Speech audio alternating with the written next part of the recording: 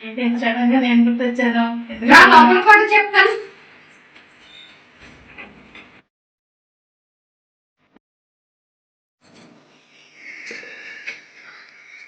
ఏంటి బావ అలా అయిపోయారు? ఎప్పుడు నా చిన్నప్పుడు చూసాను, అలా అయిపోయారేంటి? అదే కదే వచ్చిందంట. అంత మీ బావగారి కోసమే వచ్చిన ఇబ్బంది. నాకేమో గవర్నమెంట్ జాబ్ 5 రోజులు డ్యూటీ వేరే వేసారు. బావగారు ఏం బిజినెస్ లో లాస్ అయిపోయి తాగుడికి బానిష అయిపోయారు. బావగారిని చూసుకోవడానికి ఒక పని మనిషిని పెడదామంటే ఇల్లు అంతా కుల్ల చేసి పడేస్తుందని నేను రప్పించాను. బావగారిని కళ్ళల్లో పెట్టుకుని బాగా చూసుకోవాలి చెల్లి. నేను వచ్చాను కదా, ఆయన ఆరోగ్యం జాగ్రత్త. మళ్ళీ నీ భర్త నీకు అప్పచెప్పే బాధ్యత నాది. సరే చెల్లి, డ్యూటీకి వెళ్ళొస్తాను.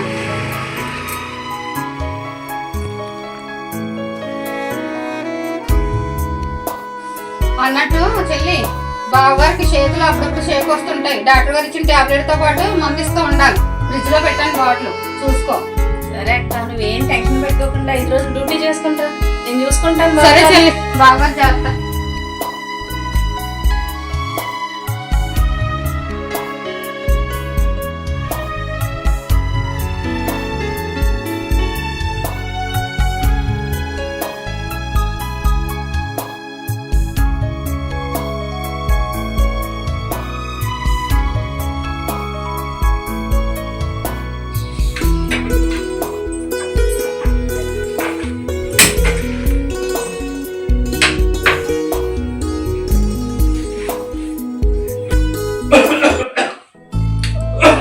బావగారు వస్తున్నానండి.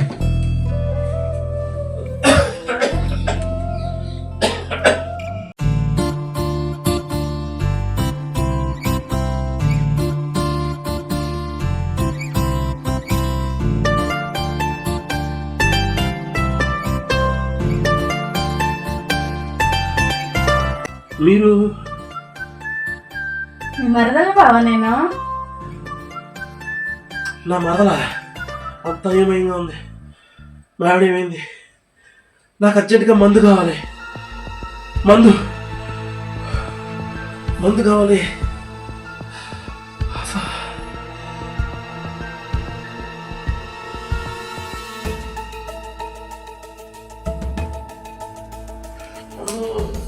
వచ్చేస్తుంది నాకు.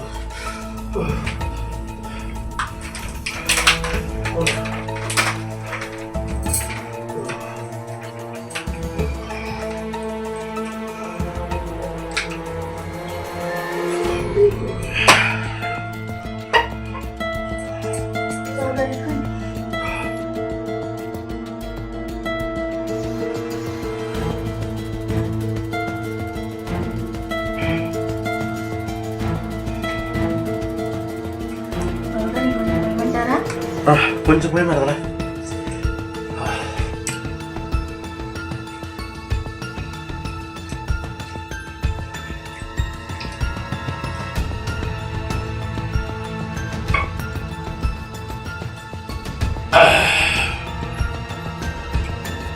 ఇంత అర్థమైన మరదలా ఇప్పుడు నాతో చెప్పలేదే. అదేంటి బావగారు, నేను మీ చిన్నప్పుడు మీ పెళ్లిలో చూసారుగా నన్ను. చూసానా? చూసారు బావగారు, మిమ్మల్ని ఆట పట్టించాను కూడా కదా. నాకు గుర్తులేదు. డాక్టర్ ఇచ్చిన మందుల కన్నా నీ మాట ఏంటంటే నాకు ఏదో ఇదిగా ఉంది.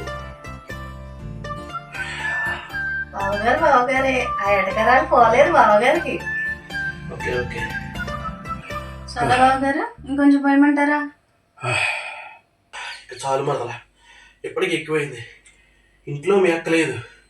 ఈ మత్తులో ఏదైనా జరిగితే ఊరుకో బావని ఎటకారాలు. సరే చాలా కానీ రా, ఫ్రెష్ అవుదు కానీ చీకటి పడుతుంది.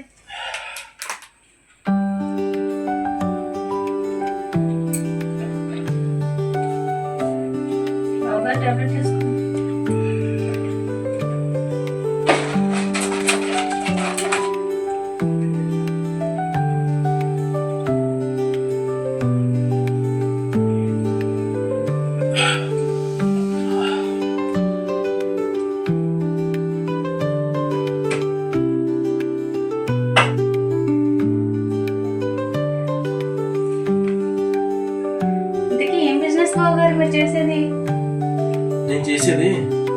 మార్కెటింగ్ బిజినెస్ అమ్మా.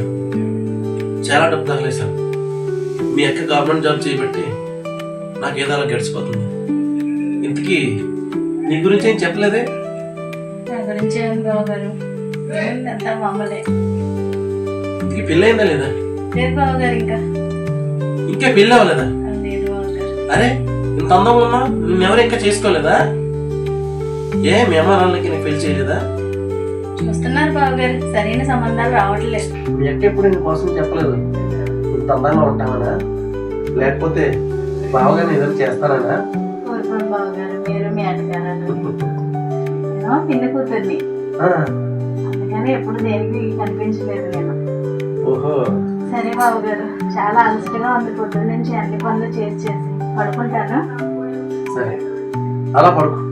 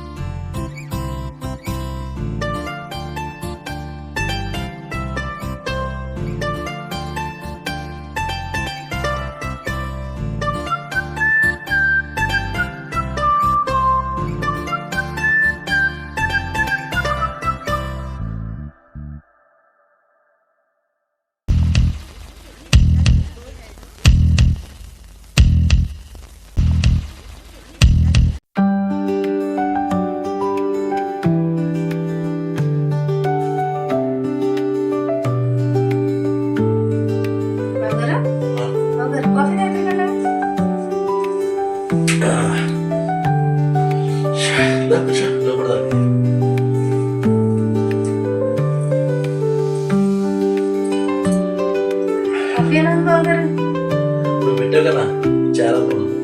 మీ అక్క ఉందే రోజు జాబు అంటూ కంగారికి వెళ్ళిపోతుంది తప్ప నన్ను ఇంచు కూడా పట్టించుకోదు. అంతే అంటామా? ఏంటి బాబు గారు, తాగి మీ ఆరోగ్యం పాడు చేసుకుంటాం తప్ప బిజినెస్ లో లాస్ వస్తే ఉద్యోగం చూసుకోవాలి, అంతేగాని మీ జీవితం పాడు చేసుకుని అక్క జీవితాన్ని పాడు చేయడం ఇది ఎంతవరకు కరెక్ట్? మారండి బాబు గారు. సరేనమ్మా, మీ అక్క తన జాబ్ కంగారులో ఉంటుంది తప్ప నాకు ఎప్పుడు ఇంత ప్రేమగా చెప్పలేదు. ప్రయత్నిస్తా. ఎవరో వచ్చినట్టు మనం తలుపు తీయమ్మా. వెళ్ళు.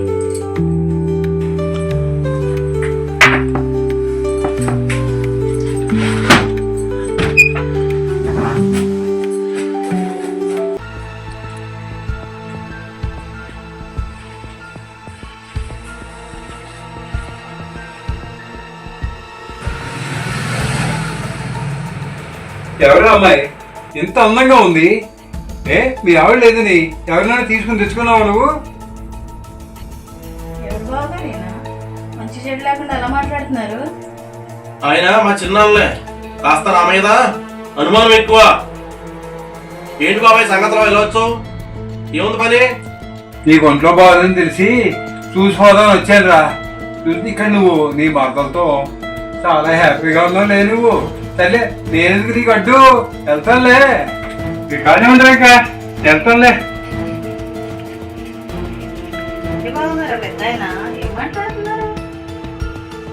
భావమర్దల్లో ఒక ఇంట్లో 2-3 రోజులు ఉంటే జనాలు ఇలాగే మాట్లాడతారు. ఏం చేస్తాం, మన వరుస అలాంటిది. ఏంటి బావగారు, ఒకే ఇంట్లో బావమరదళ్ళు ఉన్నంత మాత్రాన తప్పుగా ఆలోచించటమేనా? అంటే బావమరదళ్ళు వరుస అంటేనే తప్పుగా ఆలోచిస్తారు ఈ లోకం. ఏం చేస్తామమ్మా, ఈ రోజుల్లో అన్న చెల్లెలు రోడ్డు మీద వెళ్తుంటే తప్పుడుగా మాట్లాడుకునే జనం. అలాంటిది మనిద్దరం భావమర్దం. ఆ పెద్దదన్న దాంట్లో తప్పు ఉందో ఒప్పు ఉందో ఏం చేస్తాం, ఇంకా వాళ్ళని మనం మార్చలేం. సర్లేండి బావగారు, మీకోసం టిఫిన్ తీసుకొస్తాను వెళ్ళి. సరేనమ్మా.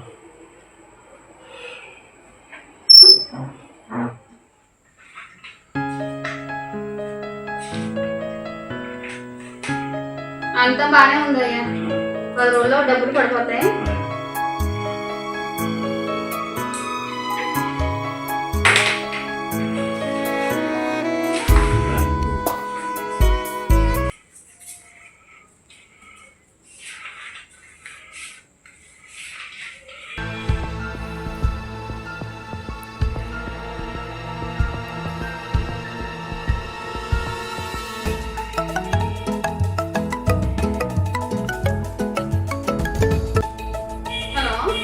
దేవి, నేనమ్మా సినిమా గారు మాట్లాడుతున్నాను.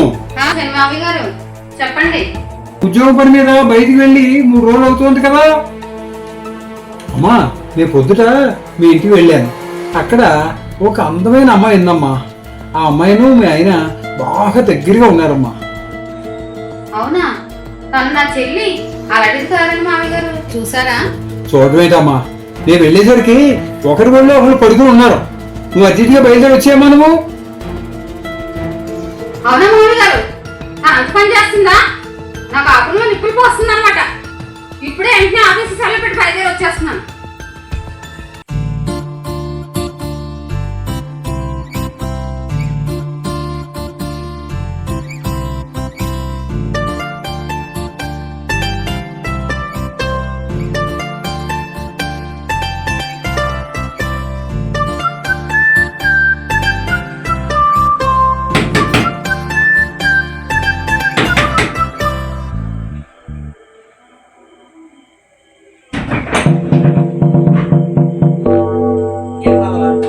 ఎప్పుడు నవ్వుతానే ఉంటావా నువ్వు? అందుకే తొందరగా నన్ను నవ్వాలనుకుంటావే.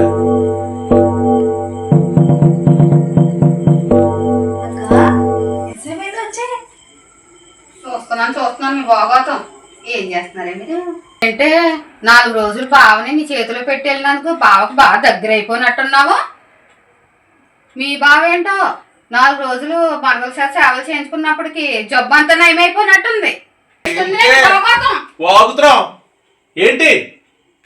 నా చెల్లెలు 4 రోజులు సేవలు చేయమని పెట్టినందుకు దాన్ని కూడా మాయ చేసేసావా నువ్వు? ఆయనకు బుద్ధి లేకపోతే నీకు బుద్ధి లేదా? అక్క అసలు ఏం మాట్లాడుతున్నావే? అసలు ఏం మాట్లాడుతున్నా నీకు అర్థమవుతుందా? ఏంటే మాట్లాడతావా నువ్వు? అంటే నేను పెట్టమన్నా నీ చెల్లెల్ని? పెట్టేది నువ్వే కదా. తను నన్ను మంచిగా చూసుకోవడం తప్ప? తన సేవ వల్లే కదా నేను ఇవాళ ఇలా ఉన్నాను. ఇంతలో తప్పు జరిగినట్టేనా? అంటే బావ మరదలు కలిసి ఉంటే తప్పు జరిగిపోయినట్టేనా? నా మీద అంత నమ్మకం లేకపోతే అమ్మాయి ఎందుకు పెట్టాను ఇంట్లో? నన్ను ఒక తండ్రి లేగా ఒక అన్న లేగా చాలా బాగా చూసుకుందే. నాకు ఎంతో మంచి చెప్పిందే. అలాంటి పిల్లల్ని మాట్లాంటావా? అంటే మరదలంటే ఇంక తప్పు చేసినట్టేనా? బావంటే ఒక బంధమే, బావంటే ఒక ధైర్యం, అంతేగాని నువ్వు ఇంత తప్పుగా ఆలోచిస్తావు అనుకోలేదే. బావ నన్ను సొంత చెల్లెల్లా చూసుకున్నాడే. అలాంటిది నువ్వు ఇలా మాట్లాడతావు అనుకోలేదు. బయట వాళ్ళు మాట్లాడినట్టు నువ్వు అంటావు అనుకోలేదు అక్క. దేవి, నీ చెల్లి ఎంత బాగా చూసుకుందో తెలుసా? ఎంత మంచి మాటలు చెప్పింది తెలుసా? తను నేను తప్పుడుగా చూడలేదే, కానీ ఎవరో నీకు ఏదో చెప్పెట్టింది. అంతలో నా మీద నమ్మకం పోయిందా? అంటే బావ మరదల వరుస అంటే ఇంకా తప్పు చేసే వరుసనా? ఇంక ఇటువంటి బంధాల బాధ్యతలు ఉండవా? బావంటే ఒక బాధ్యత. బావంటే ఒక అన్న అనుకోవచ్చు, బావంటే ఒక చిన్న అనుకోవచ్చు, బావంటే ఒక బంధం అనుకోవచ్చు. అంతలో తప్పు చేసినట్టేనా? నీ చెల్లి చాలా మంచిదే. నన్ను అసలు తప్పుడుగా చూడలేదు. నా గురించి నీకు తెలియదా అక్క? నేనేంటన్నది నీకు తెలియదా అక్క? నీ కాపురంలో నేను నొప్పులు పోస్తానో చెప్పక్క. నువ్వు చెప్పేది నిజమా చెల్లి? 100కి 100% నిజం అక్క. బావ నన్ను ఒక చెల్లెల్లో చూసుకున్నాడే. తప్పు అయిపోయింది చెల్లి, క్షమించే. బాధపడకమ్మా. మీ అక్క ఆవేశంలో అలాంటి మాట అంది కానీ నీ మీద ముద్రేద్దామని కాదు. బాధపడద్దమ్మా. బయటకు వచ్చి వెళ్ళి మా ఇంటికి వచ్చి వెళ్ళి ఆడబెట్ట ఇప్పుడు ఎడితే వెళ్ళకూడదు.